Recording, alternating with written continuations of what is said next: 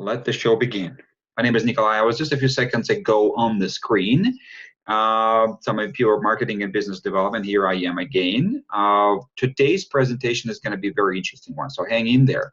So again, a few intro slides before everybody comes on board and gets settled in and starts, sipping their coffee or having the lunch set up.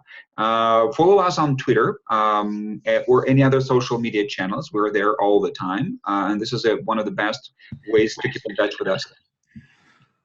And today's agenda. Okay, so I think we've got a lot to cover today. So here are the presenters for today's session. So Michael, Gleb, and Arsen. Those of you who are our clients, and I know that some of you are clients and some of you are future clients of ours. So some of you know them and some don't. So here's the agenda. So these are the people, and the agenda is on the right-hand side. So we're going to be talking about the rental equipment utilization today. It's a very large topic, and it's very complex. Sometimes can be even overwhelming to some companies, but it's very important. That's why we are talking about the rental equipment utilization today. So we're going to be discussing how the utilization is done in RigER, what guides the utilization calculation, and how does it relate to your own or the sub-rented equipment, as well as we dive into the reports and shed some light on the best practices of how to calculate utilization and use it for the growth of your business and analysis of it.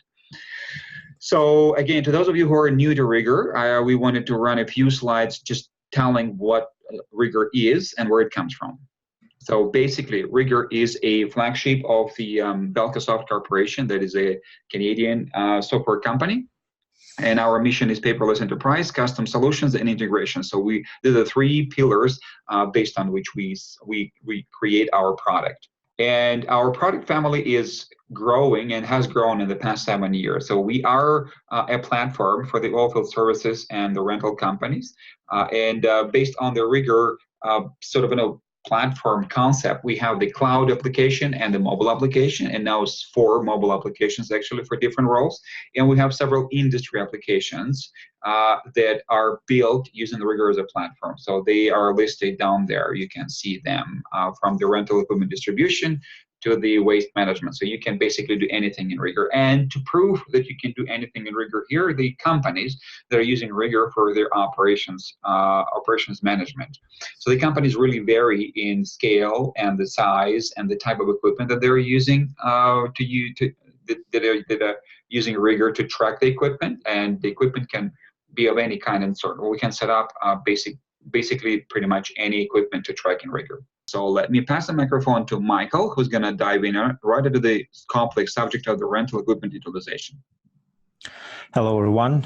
This is Michael Maltsev, CEO at RigER, and we will talk today about rental equipment utilization. And it's interesting that our audience today is like 50-50 accounting and operations, which is completely about this topic. And let's start from the very beginning and understanding what is rental equipment utilization about. And we start from very simple question: why it's important for the companies to calculate utilization, to understand utilization, and understand how often the utilization should be calculated, and what is it about.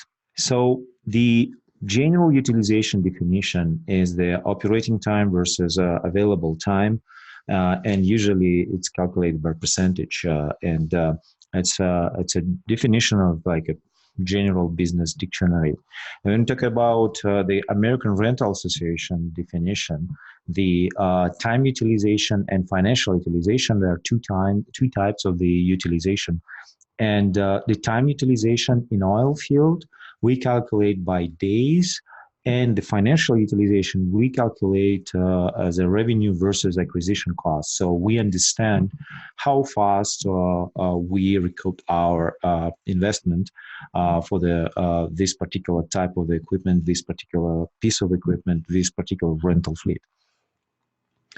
So why the utilization is so important? If we consider rental business from the financial standpoint, we understand that as more equipment will be utilized, then more money we will get from that resource. So, and from the investment standpoint, the investor usually focusing on that area.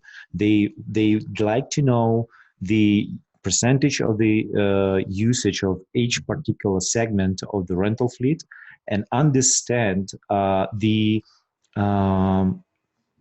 efficiency of the investment. And based on that, it's a good practice to set up a KPI for the rental fleet utilization for the fleet management team. And in this case, we need to understand that those goals should be incorporated and connected with the company goals and objectives, and the performance goals and utilization KPIs should be connected with the performance evaluation for each manager, especially for the rental fleet management. And definitely it should be calculated periodically, consistently, and the most important to calculate fleet utilization is important, but most important is to understand the trend, where we're going, what we have with this particular group of the equipment for this particular piece of equipment. And in some cases, it could be associated with performance of the particular manufacturer, or understanding how this work. So let's talk more about how the rental fleet operates in a system, and how we calculate the rental unit deployment. And so I'd like to pass the mic to Gleb Kobets. He will talk about rental unit statuses. Thank you very much, Michael. Hello, everyone. My name is Gleb. Let's talk a little bit about the statuses of the rental units, because RigER, as the asset management software, tracks the equipment by different statuses. So the rental unit status means that we can see at what particular stage or condition the particular unit number is at a given moment of time. And on that screen, you can see the number of statuses available for you to track your equipment in the system. So every single unit number can have each of these statuses depending on the stage of the job, or even the condition of the unit that that changes all the time in our operations in oil field.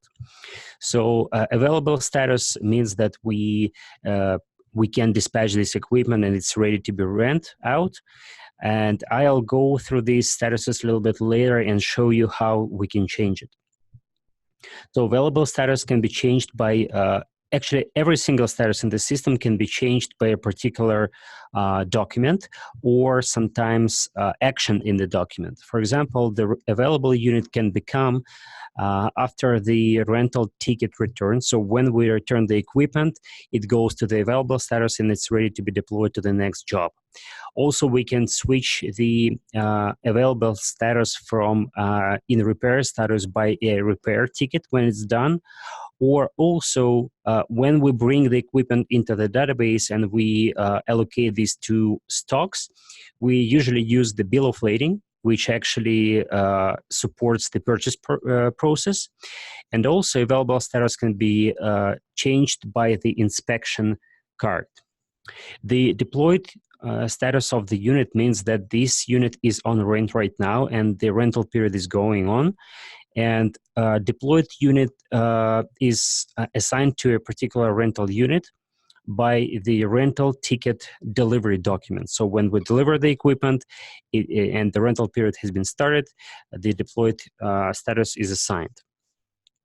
On the other hand, it may be the situation when you deliver the equipment to the location of the customer, but you don't start the rental period yet, and we call the status at location, which also means at like wrecked at the location.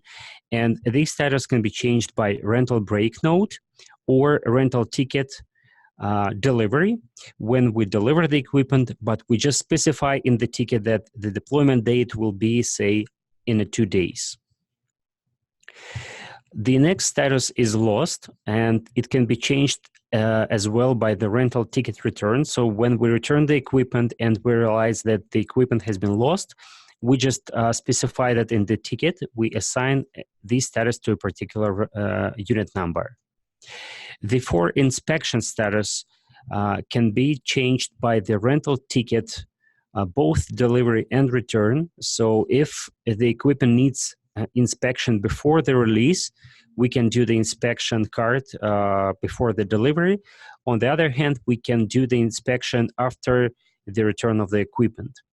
And if the equipment needs internal inspection, for example, the equipment is sitting on the yard and we need to inspect it, say, frequently on a particular schedule, we can do the inspection card and assign for inspection status to the rental unit. As already said, need repair status can be changed by the repair ticket. So if we realize that the equipment has been damaged or broken during the job, we can generate the repair ticket and assign the status of need repair.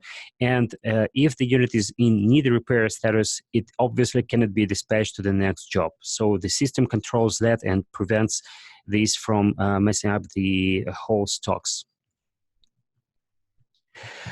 Also, we have the assembled status for the rental equipment.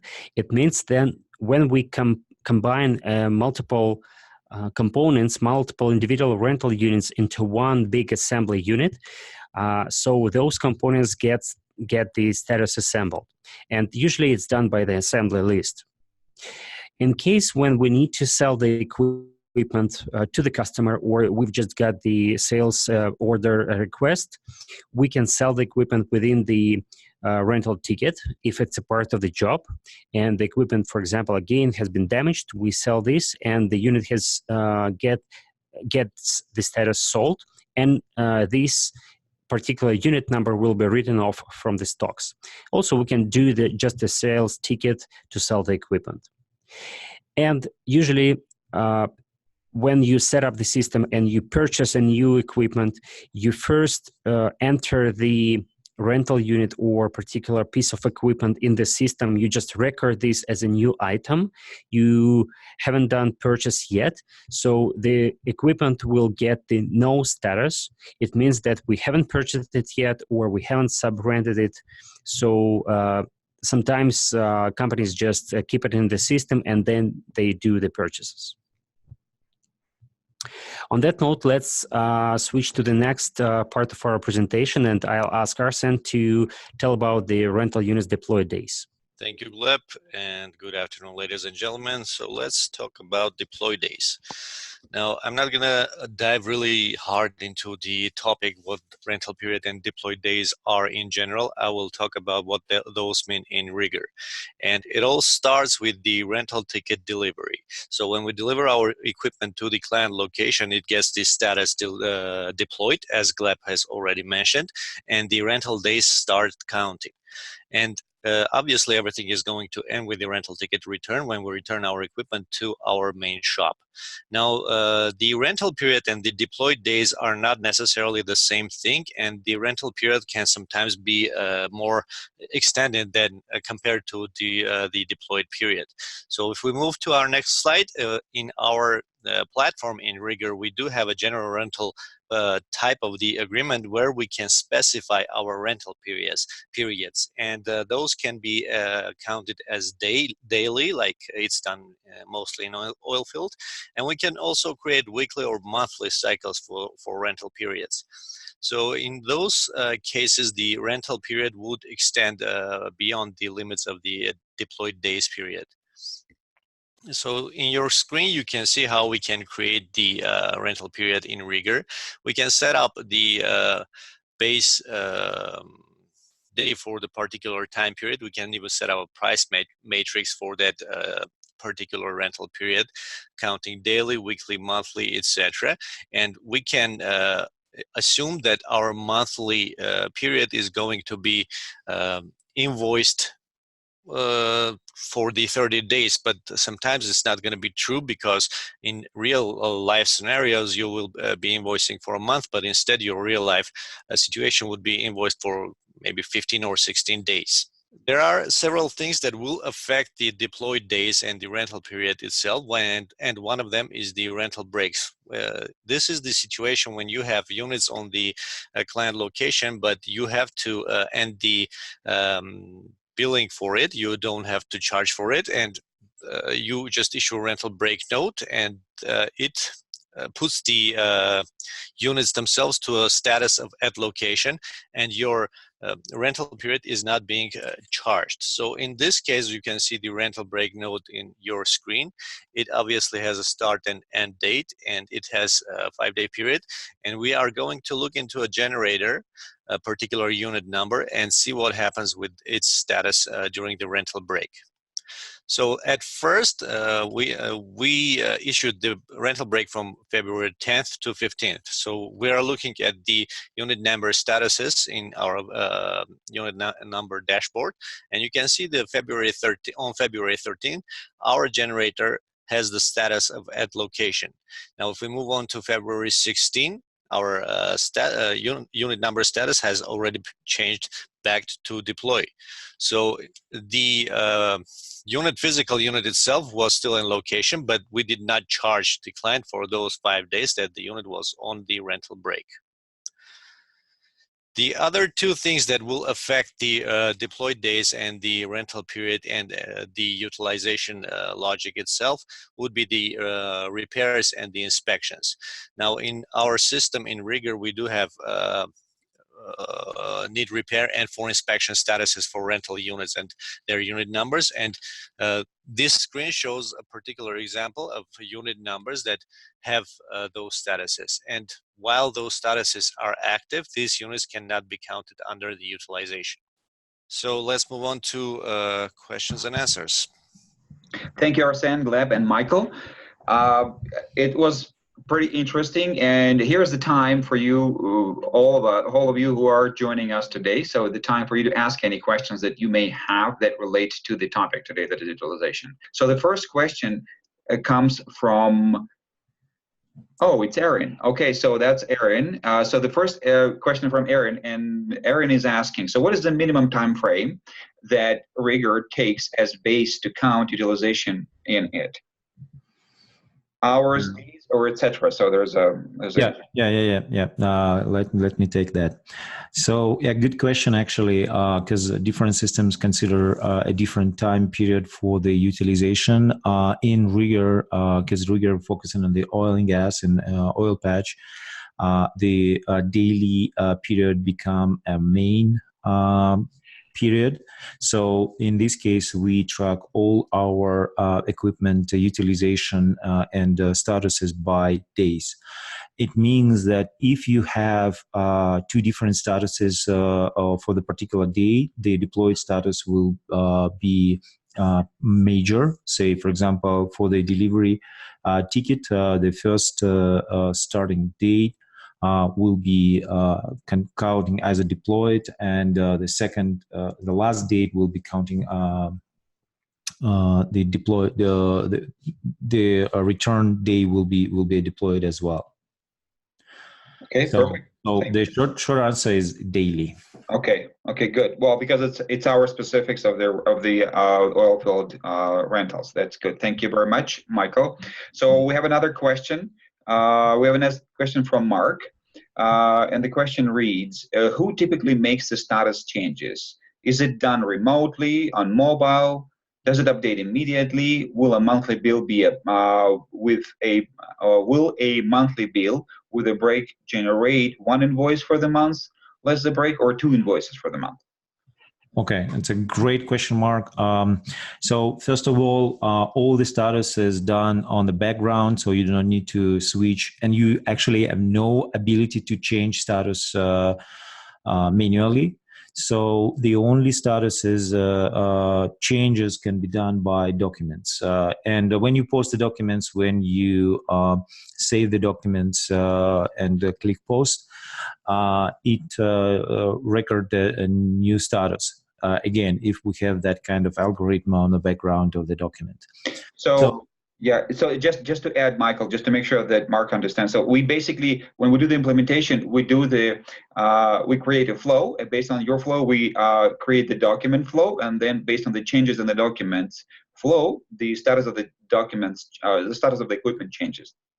And the second question, if it's done remotely on a mobile. So when you do document, when you post a document on your mobile application, it should be synchronized before we update the statuses in the cloud database. So usually it works in a way how you enter this document to the mobile app, click synchronized, and after that we use the date and time of the document, which is very important, date type of the document as a record for the status change. So it means it will not update immediately, but it will update after the synchronization, because we can communicate between a mobile application and the cloud database only by synchronization.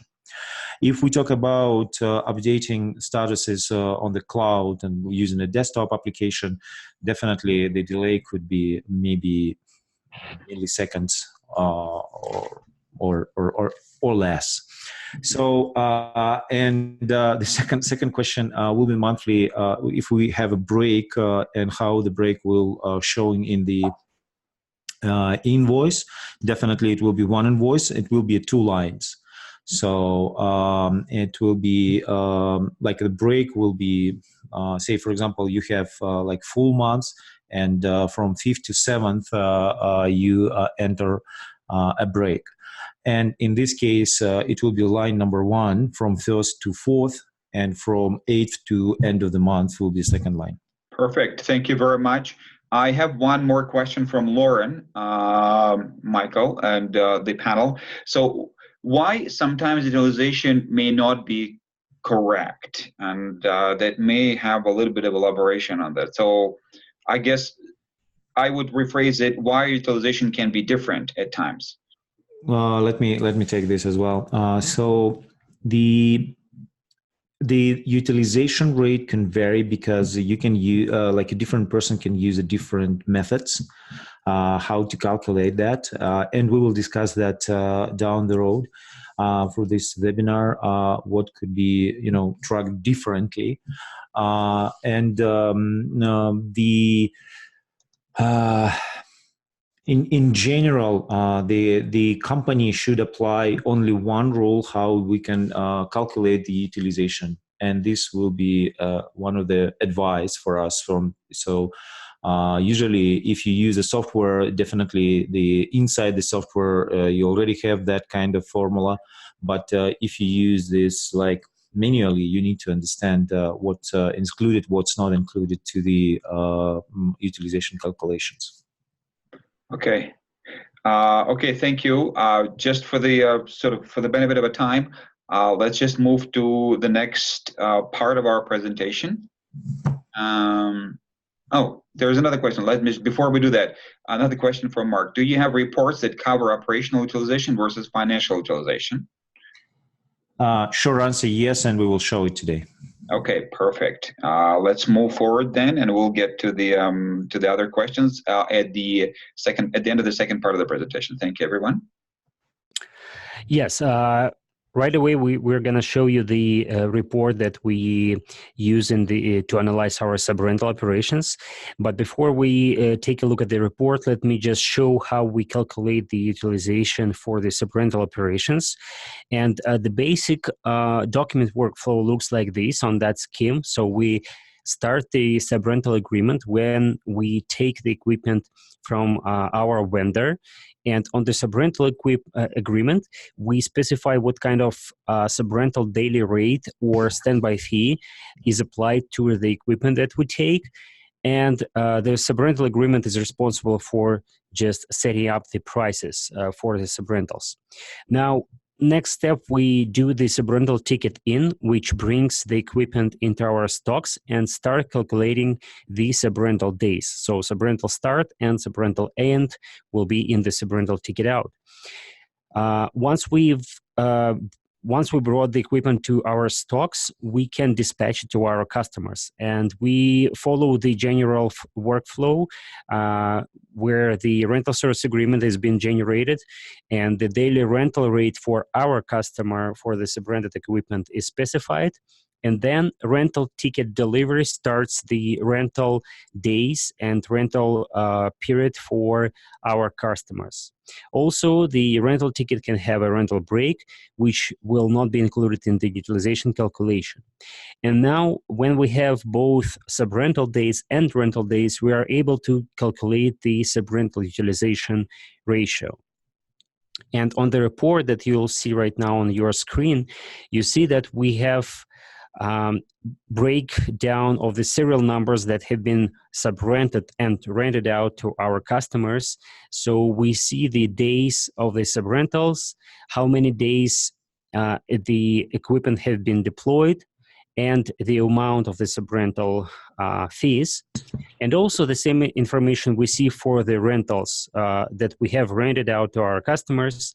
Based on that two parameters, days and amounts, we can calculate the profitability of our subrental operations, which will be reflected in the profit and loss amount and percentage of this operation. And again, we can calculate the utilization ratio. So we just divide rental days on the subrental days, and in this way we calculate the utilization time. And dollar utilization can also be calculated if we have a unit cost information in the database. In this particular case, we don't. But again, as Michael said at the beginning of this webinar, the dollar utilization is just for calculated for how much we've received from our customer as a rental fee and how much we have paid for this unit. So how quickly we reimburse the investments. Okay, and now let me talk about the utilization report that we do have in our system. And this would be the long answer to the question Mark has asked just a few minutes ago. So the utilization report and what it represents. So if we move to the next slide, you can see the report, the snapshot of the report itself. Now, first of all, at the top part, we do have several filters, and we can filter our report by rental units group, by the rental unit itself, and even we can drill down to the unit number. And we can also check the checkboxes that indicate the rental units which have been under a rental break note or without a rental break note, or have been sold, lost, inactive, or with no status. So the report itself is broken down into three sections. The first section represents the rental unit itself and the information about the rental unit or the rental unit group. The second section would be the operational utilization or the days, deployed days and the information about it. And the third section would be the dollar financial utilization. And in our example, you can see that our generator group, we have 18 of them under this group, and we have total amount of 558. Some have been lost, inactive, or stolen, 31 of them. And in fleet, we do have 527, which 307 of which are available, and 220 are deployed. So the utilization percentage is 41.75%. And in a financial utilization perspective, you can see that we do have the section which represents the purchase cost of the unit itself, or in our case, the group of units itself, the rental value that we do have now, and the dollar utilization percentage. So this is the utilization report that basically covers all the aspects of utilization that we can provide in RigER system, but we still can expand on utilization, and we can provide, and we have provided some more sophisticated and client-specific reports to some of our clients. So if you do require any additional customization, you can always ask a question and we can get an answer for you. On this note, Yeah, let me pass the microphone to Michael so we can continue. Thank you, Arsen. Yeah, let's talk about the best practices and talk about how we can track and what we can track as a utilization. And as I mentioned, the utilization itself become a very important KPI to focus on the optimizing the performance of the equipment and the entire financial performance of the company or departments. And when we talk about departments, a very important question become rising because we starting considering different departments as a different rental fleet owners. And in this case, we use a home department feature which identify to what manager this particular rental unit belongs to, who is managed this rental fleet. And in this case, we can calculate a different department utilization. So, and the best practices for the rental units utilization is, first of all, you need to documentary track every single move of the rental units. We saw that there are lots of different statuses, and know every single moment where your equipment and at what status your equipment gives you a better understanding what's going on.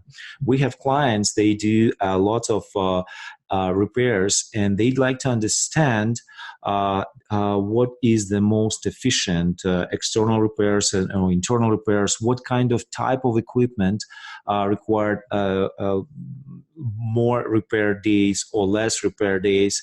And they try to analyze and optimize fleet based on that information.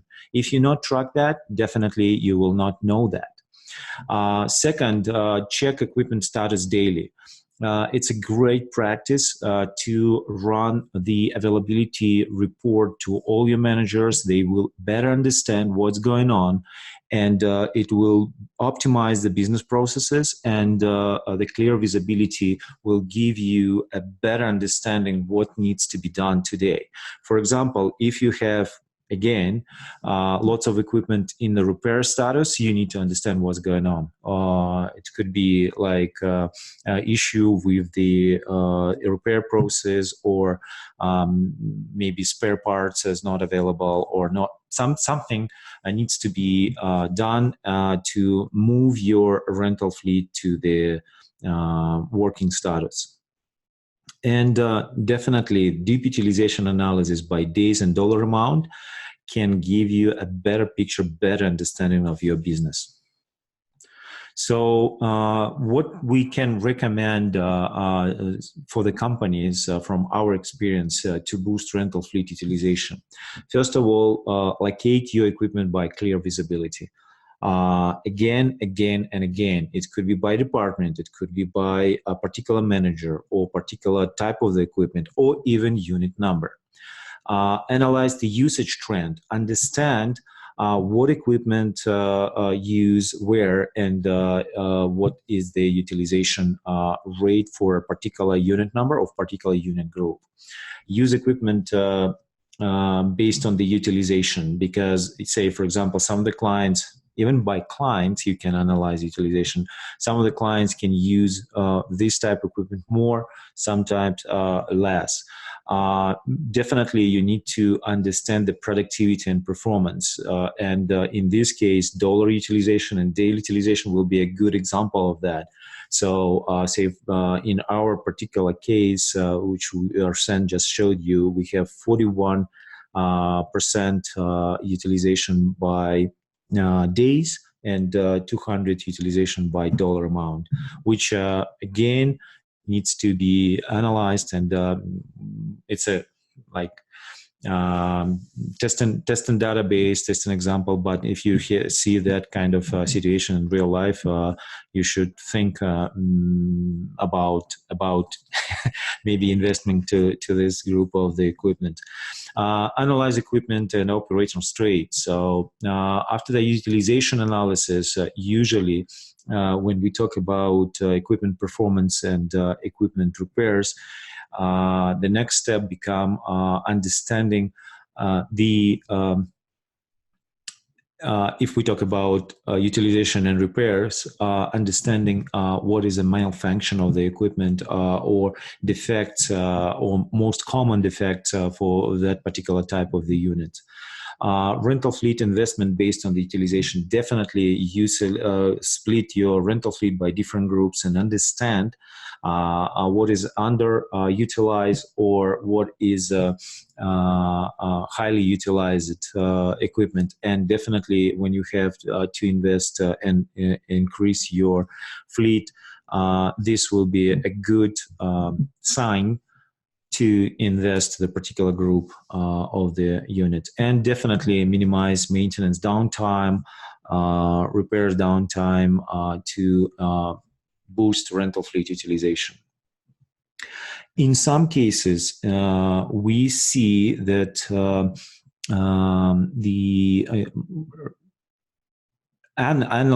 when we talk about utilization, we start see requests from the clients to not only analyze utilization by rental units, but by a particular type of the like physical type, like number of jobs, number of engine hours, kilowatt miles. So lots of different technical parameters which can be used as utilization KPIs as well. So in this case, if you see that it's not enough for you to analyze your rental fleet, and we have those examples with our clients, say for the generators, we build a particular report to analyze utilization by kilowatt.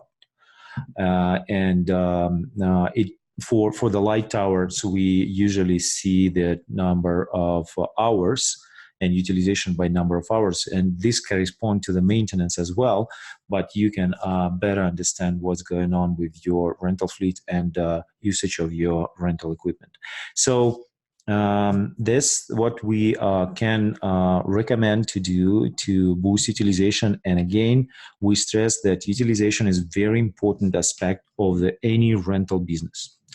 And my understanding, we have a second set of questions. So we try to cover as much as possible to that short period of time. But if you have any questions, please do it right now. Yeah. Okay. Thank you, Michael. And indeed, we do have a second set of questions. So thank you very much. And we appreciate the activity, the high level of activity, asking more about what RigER does as far as utilization goes. So here's a question from Lauren again. How can you calculate utilization of an assembly unit? Oh, a good question. So it's a very complex thing because the assembly unit consists from several components. And my understanding, this question was not about the assembly unit, because the entire assembly unit will be tracking as a normal, because the status of the assembly unit will be available and deployed, and it will be calculated without any problem. However, if we talk about components, the status of the component will be the status of the component will be assembled. So in this case, we use the status of the assembly unit as a status of the component for the utilization calculation. So it will be a part of the assembly unit, and we will apply same statuses for all the components status of the assembly item. Okay. Okay. Thank you. Indeed, I hope, Aaron, that answers your question. Another question is from John. Can RigER calculate field tech utilization? Yes, we work on that report right now. It's not as easy as rental units because when we talk about rental fleet, we understand that it's available 31 day in a month, for example, 24/7. When we talk about field technician, we need to define because we need to understand is our time become the over utilization or it's a normal process. So that kind of problem right now we try to figure out, and report will be pretty much the same. So report by departments for field technicians, and we can understand how we use this resource for our business. Okay, great. Thank you. And again, this question is from Aaron, and I think we've touched on that, but just she wanted to clarify. So RigER can calculate utilization by shop, yard, or line of business. Is that right? Yes. Right now we have utilization by shop, yard, and it's called home department. So to set up that, you need to assign a particular rental unit to the particular department, and based on that, it will work. However, if you move equipment from one department to another department, you need to adjust the home department, and intercompany transfer can do that automatically, and you can choose should you change the home department when you move equipment from one yard to another, or it will remain in the department from. Mm-hmm. Okay, thank you indeed. I hope, Aaron, again, it answers your question. Like we mentioned before, if you have any more questions about the utilization or any other aspect of the program, since you are a user, please feel free to reach out us over the phone, email, or any other means. And last but not least, I just wanted to confirm that we did answer Mark's second part of the question. So reports, and there is there's been enough clarity provided on the reports on operational utilization versus the financial. That is, so that people can sort of, again, just confirm that Mark's question has been answered to the fullest, I guess, because I don't think that we did answer that at the end of it. So if the product at location where another customer can't rent it, but perhaps is on a break, you're not getting paid. So you can compare the two, operational utilization and the financial utilization. Yes, so I can give you an example. Some of the clients, they do the sub-rental transactions, and in some cases, they see the situation when they sub-rent equipment, the vendor equipment, and rent a vendor equipment, and from one location, and they see the idling equipment, our own equipment idling in some yard. So in this case, yes, we can notify and show that, and they can do a swap as soon as they can do that. Now, so that kind of situation we can control and we can notify depending on the type of the business, depending on how often that situation happen. We can do that. So I hope I answer the question. And if we haven't, Mark, feel free to reach out to us, I guess, in any other offline mode. Like I mentioned, it's just not a big deal. We always can clarify. I guess the benefit of RigER is, again, you can track both your own equipment or sub-rented from somebody else's equipment, and you can compare the rates as well as the utilization and where it all kind of belongs. So you can control your costs, I guess, in the end. So I see that you got it. So thanks. And again, like I said, we're here to help at any time. So feel free to reach out to us. I think, let me just double check if we have any more questions, and then we can move on to the next slide. I don't see any more questions, but like I said, feel free, guys that are on the call that are in the webinar today with us, just feel free to let us know if you have any other questions. And the next slide is an exciting one. So on August 22nd, we have an annual, so those of you who are not familiar with sort of how we interact with our user community. On an annual basis, we have user conferences where we share the best practices, we share the latest updates on the program, we share some of the insight from our existing clients. So in a week from today, we are planning to have another, so we had one in the beginning of the year, but we are planning to have another shorter version of the user conference in a form of a webinar. So next Thursday, same time, same place. We will be covering some of the latest updates, exciting. We would like to kind of pre-announce exciting news about RigER's capabilities as far as the training part on the user community goes. So there's going to be more stuff that's going to be announced in a week from now. So feel free to stay tuned, I guess. You'll get a notification over email how to sign up to the user conference. So it's coming up in a week from now. Let me do some spoilers here. So we have really great news. We will talk about RigER Academy next week, and we will talk about that new and very important aspect for us on the training for new users and the new hiring of the to support new hiring for our clients, and we will talk about our ideas, or we will ask your opinion about future development of RigER, which is a new version 7.0, which will be we work on right now on it, and we'd like to know if we are on the right direction or not, so you be able to vote for some of the features. Yeah, so like I said, every one of you who's on the call today will get a notification about the upcoming event later today or tomorrow in the morning. So feel free to sign up like you did for this one, and we're looking forward to seeing you there. So if there are no questions, which I don't see any more for today, we would like to wrap up and thank you everyone for attending today's webinar. Again, utilization is a thick topic. A lot was being covered and a lot is not covered because it's just a complex concept, but for the advanced users, we hope that it was very useful.